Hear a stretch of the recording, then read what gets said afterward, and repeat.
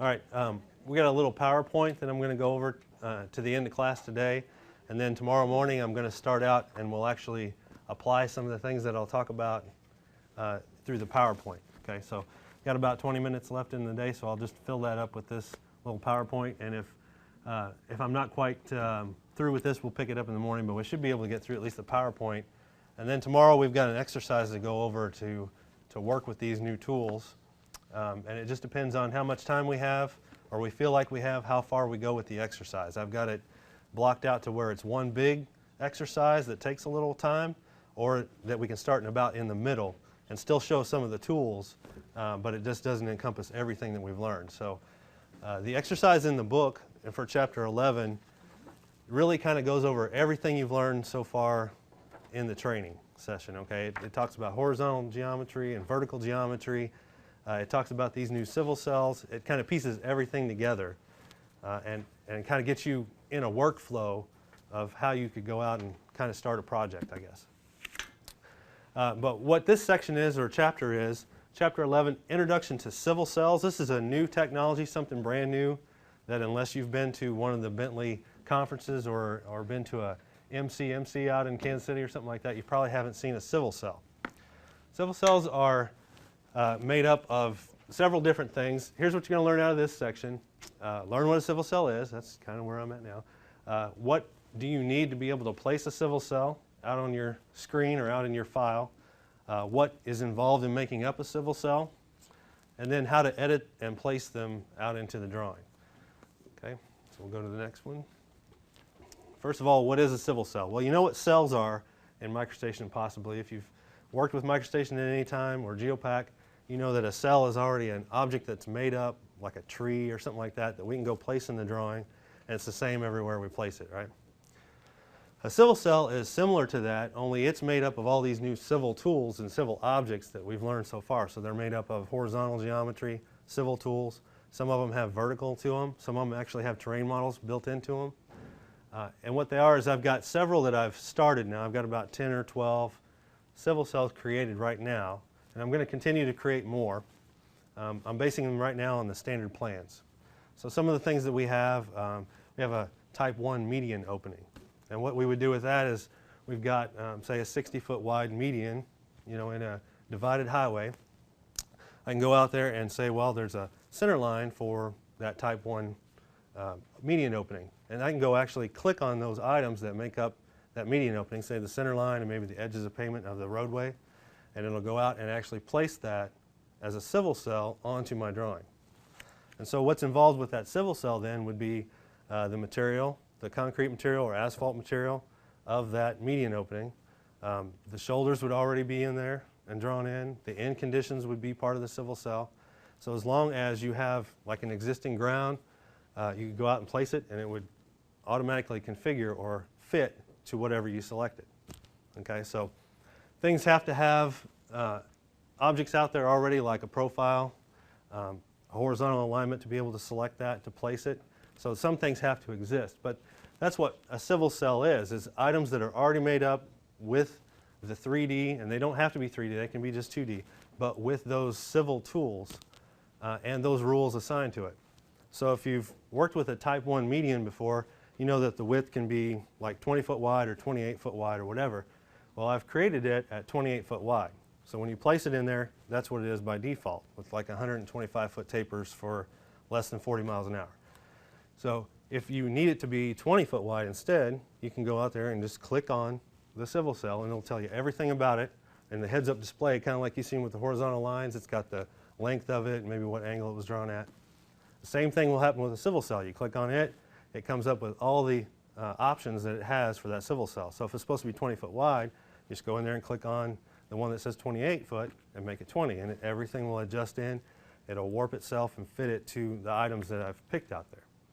And we're going to do all this tomorrow. We're actually going to do this with a roundabout tomorrow. We've got some lines out there. We've got corridors, and we can actually place these civil cells on the corridors that we have, and it'll clip everything out and place that roundabout in there. Is it a perfect roundabout? Yes, absolutely. So, but we'll find out. So all of these items also inside of the civil cell have those features assigned to them. So if it's an edge of pavement, it knows it's an edge of pavement because that feature has been assigned to the line. So everything is made up of all of these same civil tools that you've seen this week. They're all made up the same way with those features assigned to them. And as it says here, civil cells can be 2D or 3D. Most of the ones that I've created right now are 3D, so they have profiles along with them, and things that we pick out there also need to have those profiles so it knows how to warp it onto those objects. The first one Bill and I put together, we set with Bentley. On this one, it was a mailbox turnout. A mailbox turnout was just basically going to go on the side of the road, you know, and it's basically just kind of a trapezoidal shape on the side of the road. It took us about 4 or 5 hours to actually get that to work right because first of all, the tools are new to us anyway, and then going out there and figuring out how to draw that in there and then get it to adjust and warp everywhere is pretty interesting. So it took us at least a half a day just to put a little mailbox turnout in and make it work in all these different spots. So you can see a Type 1 median opening is probably a little more difficult than that, and it's taken me quite a while to create some of these, but you'll see some of them as we go through it. So civil cells in SS4, if you for some reason need to go back to SS2 or send them to a consultant or something like that, if they only have SS2, they will still see those items, but they won't be editable at all. They'll just be, they'll show up as an image or just line work to them, but they can't fix them or change them like a civil cell would be. Okay. Kind of drops them to dumb lines and stuff like that. All right. Here's some of the ones that I've kind of got created right now. And like I said, I'm going down through the list on the standard plans sheet that we have, and I'm drawing them according to the standard plans, so if those ever change, then I'll have to go back and modify them. But that won't be difficult with these new tools because now I can just go in and say, well, this line needs to change to this. So it's going to be real easy from now on to kind of update those according to standard plans. But here, these are kind of some of the ones that I've got created. Mailbox turnout, of course, that's the one we did in the very beginning. 4 lines, it's really nice. Median openings, I've got Type 1 for, I think it's less than 40 miles an hour and greater than 40 miles an hour. I've got that one created right now, and I'm working on the Type 2. It's a little bit more of a configuration change on that Type 2, but that's the one I'm starting on now. We've got driveway entrances. That's the one that we really kind of started on, just to be able to say I've got 2 corridors that cross each other, and I want to be able to put an entrance there that figures out those radiuses and automatically puts in my end conditions. Okay. Roundabouts, I do have a roundabout in there. It's basically a circle with several lanes on it that you can go out and just place on a corridor or on lines, and it will go ahead and figure that out, and then you can click on that and then change the size of it. Right now it's circular only, so if you're going to create a little peanut thing like they got down in the southeast district, you won't be able to do that quite yet. I haven't made a peanut roundabout yet. A lima bean even. But you can have as many legs on that roundabout as you want, as long as you've got lines that come out from that. I've got a roundabout leg out there that pretty much will fit on any line that you put out there. Currently there are not, I think maybe there's one island on them right now, but those configurations are not all completely done. It takes, like I said, a while to create these things. I'm not going to show you necessarily how to create one, but we can kind of look at what makes up one and see what's involved. But if you have any suggestions later on past what's in the standard plans, if you create something a lot in your district and I got to have this, or I'd love to have this anyways because we use it all the time, I can create that for you, and it's in the DGN Lib, so it would just be pushed out and then just one day it would show up for you. You can also, if you create your own civil cell, when you get advanced, if you've been in this product for a little while and you want to create your own, you can do that in your current DGN file, and it resides then in that DGN file, and you can copy it throughout that whole entire file if you want to. Okay, we'll go to the next slide. Tools for placing it. It's got its own little thing underneath the tasks there. That's how important that they are. They've got their own little section. I am the civil cell guy. I'm the only civil cell guy right now, and I'm only a 16 and he's a 17, and I just wanted to point that out. I only answer 16 out of 17 calls. He'll answer all 17. So you might want to call Bill for any questions that you have, or Kevin. So underneath there we've got civil cells. We've got the create, which is that first button. Then we've got place one. So if you wanted to create one, you have to have all the items out there ready to be created. And then you can place one, and what that does is it goes out and pulls up the DGN lib, or you can also pull one from inside your own drawing and go out and place it. Process it. If you go out there and you have your existing ground being your active surface, when you place one out there, it's automatically going to try to go to that surface. Okay? If you change your surface to be something else, your active one, this civil cell is going to look for that, whatever the active surface is, and go to it. So most of the time, that's kind of what I was going to talk about a little bit tomorrow, hopefully, is your active surface pretty much always needs to be existing ground, because everything that you put in your files is going to look at an active surface. So if you have something else active, even your side slopes of your main roadway then would start looking at that surface, because that's kind of the way the program is designed. It's going to have one active surface per file. Okay, processing them, then if you change that surface, or if you change like the civil cell, you can process that and update it, and then you can drop them to regular civil elements. So I don't know why we would necessarily use that one. It's good for the creation of them. If you had to drop something and then recreate it, you could do that real easily, but dropping them just does what you would think. It drops them to original items like a horizontal line or a vertical line or something like that. It just drops them to their regular geopack items. And so then they're no longer a civil cell. So that's the 4 tools that we have in civil cells. Placing a civil cell is not too difficult. You just have to have some things out there on the screen. A couple different ways you can place them. You can go into your Project Explorer and you can expand out the civil standards, and then all the way down here at the bottom in the libraries you have all of our civil cells, and you can place them from there if you want. Double click on them and go place them. Or you can use the tools out of the toolbox, which is how we'll probably do it. Okay. This is what it looks like when you go to try to place one.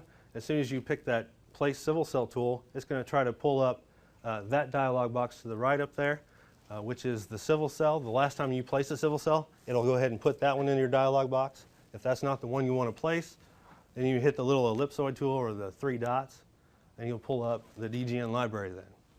Okay, and that's got all the ones in it that we have currently in the DGN library.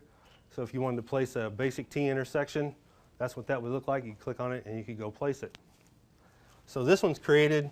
It's actually got a couple of different lines that you would have to have out there on the screen to choose from to be able to place it, and then it'll go and place your radiuses in there and your driveway. Okay? And that one also bases it on a length of a driveway. So, or not that one doesn't, maybe the next one does, but that one just doesn't care. If it's like 50 foot, how I've created it, that's how far it'll draw it. But then when you click on the civil cell, it'll put 50 foot there, and you can click on that and change it to whatever length that you need it to be. Some of the other ones we have do have like a right-of-way line placed in there that you can choose, and it'll go back to the right-of-way line or back to some other line. Okay. What makes up a civil cell? We have what we call reference elements.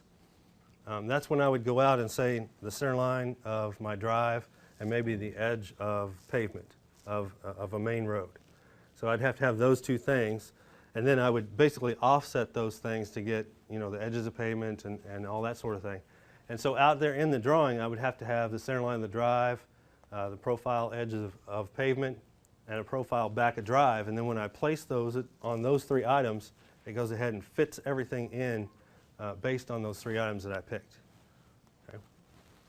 And when I say profiled, that means that the item would have to be a horizontal, and it would also have to have a profile active on it. Okay. It could be existing ground, or you can draw your own profile. It just has to have one in order for you to be able to select that line to place it. Because what that'll do is, like the profiled edge of pavement, it knows then what elevation to place that drive at. Okay? So if it wasn't profiled, it would just put it down at 0, and you wouldn't want that. So if it's profiled, it'll put it up at the profile. Okay? Every one of them is going to create something different. So all of them will have prompts. Whenever you go to place one, it'll say pick this, pick that, pick the other thing, and once you do that, it'll place it. Okay. So let's see. Some civil cells actually have surfaces in them. So like I'm talking about with even a driveway has like maybe a concrete surface already applied to it, and then it's got side slopes off of the edge of the concrete. If it's got that in it, you can actually clip out where you're placing it. So if I'm placing it on the edge of a roadway, it'll actually clip out that edge of roadway and mesh those things together. So then you just have kind of one solid looking surface there where you place those at. And that's kind of the goal of the whole entire civil cells, is to be able to mesh those things together. Okay, and then we'll go to the next slide. Okay, the steps, we'll go over the steps tomorrow on how to place them, because we're going to be doing quite a bit of that hopefully in the morning. And then go to the next one there. Flipping elements, when you do actually go place one out, like this is a civil cell right here. We had the driveway line in there, and then the edge of pavement. And then back here I have a right-of-way line that's like 200 feet away. And so we've picked all three of those items, and then it tries to draw that in there. If for some reason it puts the radiuses on that end, what you have to do is then select this driveway line, and it'll flip the direction of that driveway line, and it'll put it over on the other side. So all three of those items, you can choose them, and it'll flip which side those things are on, because the program doesn't know, did my line go this way, did it go that way, I don't know how you drew it. So you have those options in there to flip that line, and it'll flip it on the other side. Okay. Especially with roundabouts, when we get to that one, when you can flip it over to one side of the roundabout or the other side of the roundabout if it's a line that goes all the way through it, because it doesn't know which side it's supposed to be on. So you pick that middle line, and it'll flip it over to the other side. Okay. What's this one? Okay, so once it looks correct, like if you've got it in there and you like the way it looks, then you basically can accept it, or you can select a corridor for it to clip out, and then it will go ahead and place it on there. And that's kind of what this image over here to the right is. It's one that's been placed, and then it's got some end conditions on the side that clip out that corridor where we place it. These are the drawings that we've been working with this week as well. So we're going to be still using those same drawings. All right, go to the next one there. Okay, like I said before, processing, you shouldn't have to use that tool. Most things are automatic. It'll automatically update if you change something. So typically you don't have to use that tool, but if for some reason it's not doing that for you, they have that tool available. Dropping it out, again, goes to the regular civil elements. So then you don't have a civil cell in your drawing anymore to choose from. It's just its own thing. And if you have a surface, then it adds that surface to your drawing. Cross sections, it will display that civil cell in your cross section if you run it. So like if you had a drive that came up to the edge of your roadway, it'll show that drive in your cross sections when you go through it. If you did a cross section of the driveway, it will show that civil cell going all the way out to the edge of pavement, because that's all it really is just same corridor tools being used inside the civil cell. Okay, next. Editing them, there's a little demo. If you can just go to the next slide, hopefully that'll load up. This is what one of the civil cells looks like, and basically you can see it's been placed here. These are end conditions out here. I don't know if you have to click on it to get it to run or not, but no, guess not. Basically, if you picked on that civil cell, it will tell you what the distance is from these two edge of pavements. You could go pick on the edge of pavement note and change it, and it'll readjust it out there. Go on to the next one there.